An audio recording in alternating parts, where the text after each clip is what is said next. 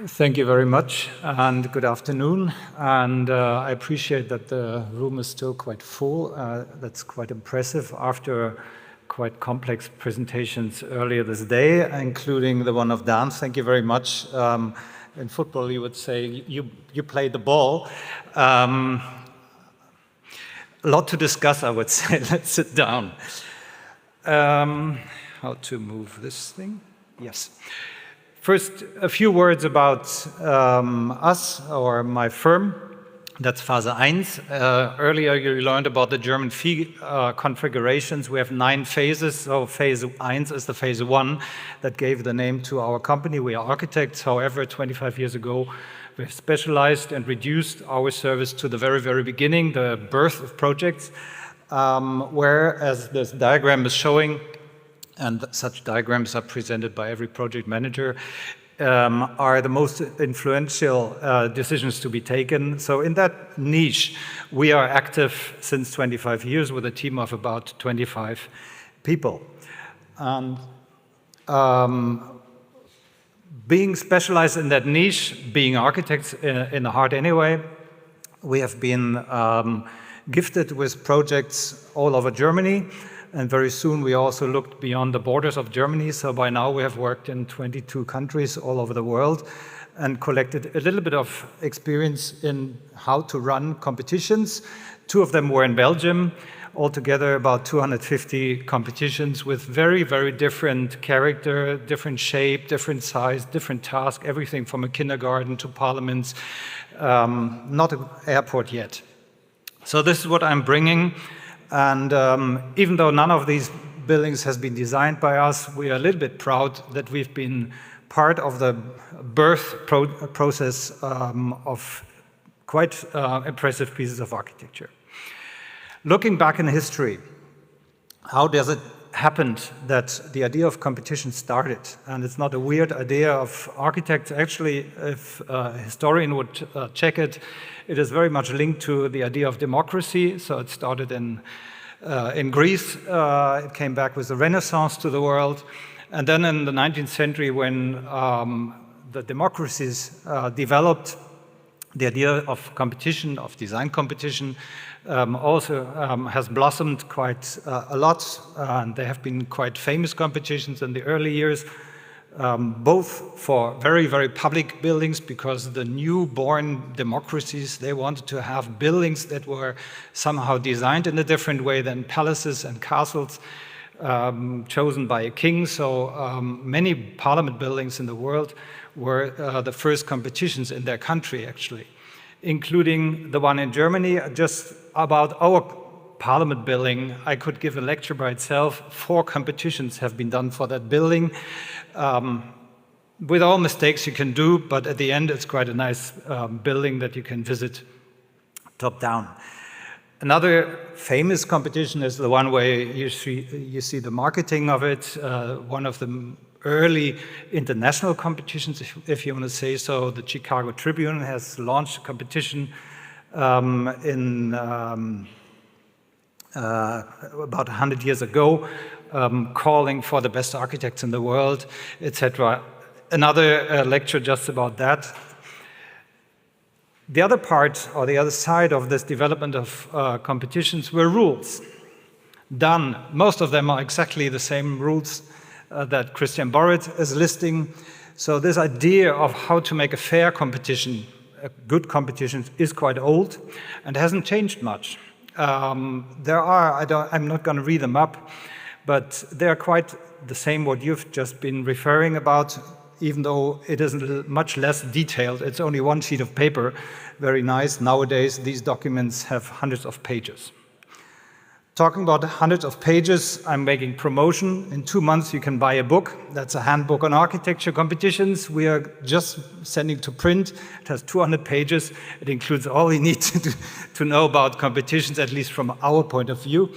These are 2 pages, and there's 2 more coming up, showing you that there is a wide, it's a lot of flowers that you can have in an architecture competitions. I would completely disagree with some of the points you mentioned, including that competitions are the wrong strategy.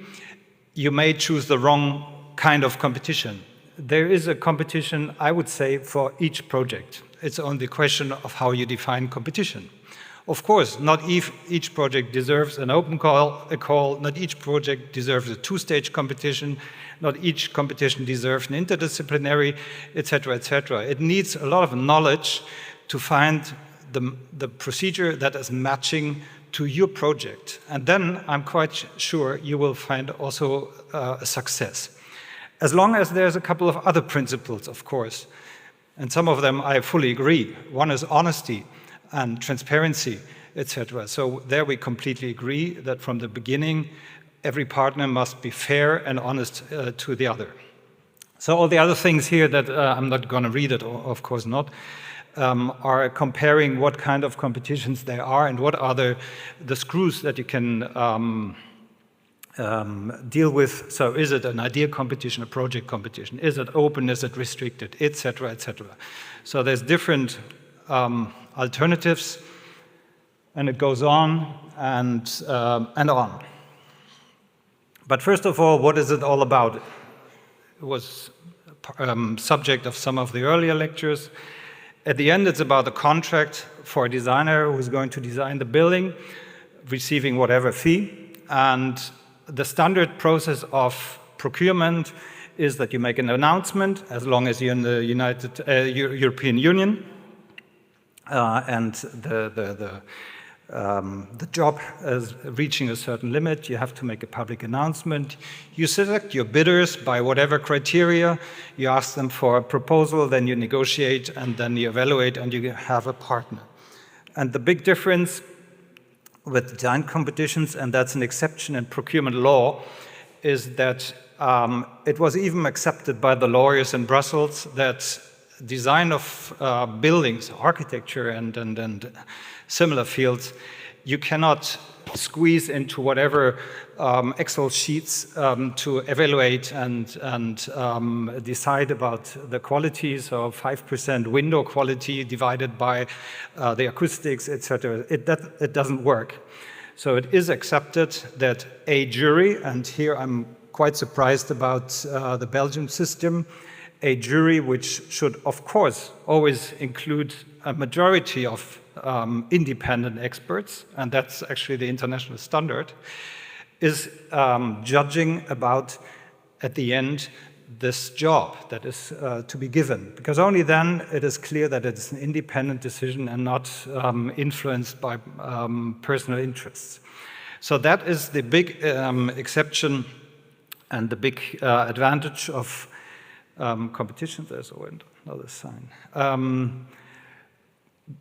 Which works, as you mentioned correctly, both for the public and the private sector. Here's just two random examples. One is it's a water treatment plant. And even for this kind of project, you can do a design competition, so it's a public client, of course. And the other one is a traditional investor project who wanted to have a beautiful piece of architecture and, of course, square meters, and to want to have a return. So the competition is the instrument to bring together both the client and the designer, but in this case also to integrate the needs of the city, so they can also be part of that process. And I'll make it very short here. What is definitely missing in the 10 points of Christian Borrett, number 11, you need a good competition manager. I mean, that's not only because I'm doing that job, but it is at the end very often the case that when projects are badly organized or competitions, nobody has been taken care of. And that is the role of the competition management, or there are different traditions or experiences in the world, how this rule is established. There's one way, it is rather, we would call it a competition advisor, also in the United States, Canada, that's how they do it. It is typically a single person advisor with a lot of experience, sometimes elderly men, having taught all their life, etc. And they are consulted by a client, let's say a university who wants to make a competition, and this single person advises, okay, do it like that, I like that. That's one way how you can include knowledge in the process. Of course, this advice can also be given by chambers of architects, etc., which is helpful, but then again, a chamber is never completely independent. They have their own interest, which is right, but it is not as independent as an advisor would be. The second way is a competition consultant, we call it. That is a firm that is supporting a client who is lacking capacity. For instance, quite a few German cities have their own departments in the administration, taking care, of course, of buildings, and some of them even have departments to run competitions, but they're lacking capacity, so they are hiring additional capacity to do parts of a competition. And finally, there's a competition manager, and that's the all-around service that goes from the definition of the brief, that's the heart, and that's our architectural work mainly, to really find out what is the goal of the project, what are the square meters, and what are the conditions of the site, etc., etc. But then it's every organizing, every reporting, every presentation, moderation, etc. So that's three very different approaches to that job, but in any way you need one of them. To achieve or to conquer the client's expectation, and be it a private person, be it a company, a private company who wants to build for themselves, be it an investor, be it a public institution, they are typically afraid to take responsibility to make decisions. That's very often the case. So they need help. They are afraid of making procedural errors. There's a legal issue also. I mean, this is about big jobs. So clients are often afraid of that part, including legal objections. So they can be even taken to court when they make a mistake in procurement. So in this world, they're worried also to have cost overruns every project. They're, oops, it's going to be too expensive, and there are time delays. At the end, if it's public, very often they have to justify to the public why a project is going that turn or not, etc., etc. So all of these worries and fears need to be taken care of, and that is a job of the architects, and in the birth phase, very often our job. That includes, of course, the sustainability of a project altogether. There are methods and all kinds of tools you can apply to communicate about these things, because it's in the core, a lot is about communication between the parties who are involved in a project. At the beginning, there's a lot of theoretical thinking. There's a name dropped. The king says, I want to have a new museum. Whoop, everybody has an idea what could be the museum, but somebody has to define, okay, this is big, this is small, this is for that. So a lot of things have to be defined, and you can use images. I mean, all of us are architects, we're talking with drawings. So for every single step, you have this kind of thing. What makes a competition a good competition? That is sometimes we always question ourselves. Beginning is that the competition at the end was realized. What does it help to have a competition, unless it's an idea competition for whatever project, but usually a project competition should lead to a project that is realized. So if that doesn't happen, also the competition was maybe a failure. Starting with a question at the very beginning to the client, do you have the money to realize a project? I mean, maybe you should stop your work very early when the client cannot give a clear yes. So that is the first criteria to find out if the competition has been good at the end. Was one of the prize winners commissioned? to provide the services to realize this project. Because otherwise, I mean, of course, you can make a competition, somebody else takes over the idea. That was not fair rules then. Number 3, the project should have been realized in a reasonable budget and time frame as it was expected by the client, because also the client is an important partner in a project and they should not get bankrupt by the project. So if all of these three criteria are met, then you can also assume, and that would be the 4th criteria to answer the question to a good competition, that the project is contributing to Baukultur, as we say it in German, so the quality of the built environment. There's a few conclusions, and all the other ones we're going to discuss here on the table and later at the glass of wine.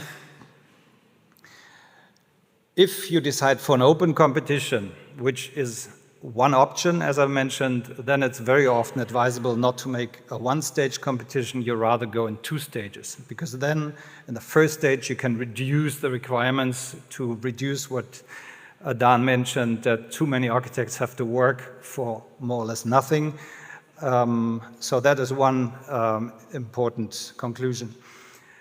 The second is in responsibility towards economic viability. Complex projects, hospitals, buildings where there's listed projects with the integration of listed buildings, etc. They very often require a pre-selection and a very small number of competitors. And even then, you can very often, it's advisable to have a 2-stage process because it's too complex to find a solution right away. That can even be connected to the 3rd point, that in some cases it may be wise to lift the anonymity. That brings us to dialogue procedures or not, a very sensible issue, but I would never say it's a no-go. You should, as I mentioned at the beginning, for every project find out which is the best process. Next one, the sum of prices and fees. Yes, they should be fair, and in Germany they're definitely not fair. That's something we are not very happy about it, even though we are quite satisfied with our HOI. The conclusion of that is that the price amount and the fees in competitions is too low, in particular when the projects are small. Finally, jury composition.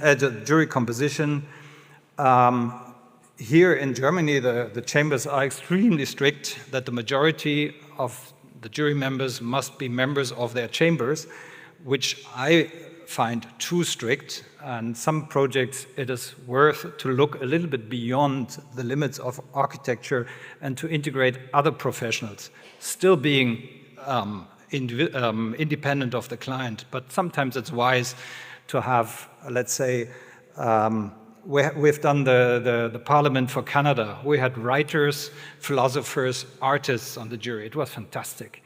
And right now we're doing an opera in Düsseldorf, and we have a master of the technology to build the stages. I mean, that is a knowledge which is extremely helpful for this kind of jury. So be creative also in that point. Finally, we have, that's also taken from our book, that is a couple of components to make a good competition: choosing the right type of procedure, clarifying, coordinating, and formulating precisely the competition task. So the Bible of the project is the brief, and that must be very well done. Sometimes it's done in 3 months. I'm doubting the time schedule of Christian Barrett. Sometimes it takes more than a year. And but that is key for the project. The next thing is to conduct a thorough examination process of the projects. All the architects have worked hard, very hard.